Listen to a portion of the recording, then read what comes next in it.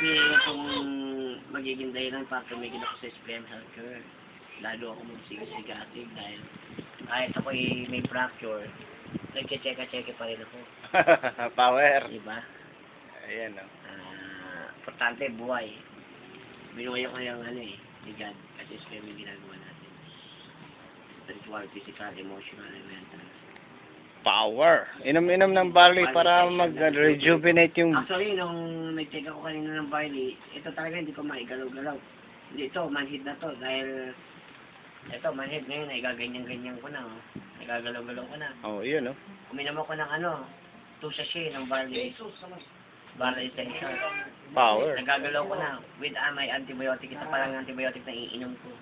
Power. Samantalang kanina, nakahiga ako ni sinugod ako sa hospital.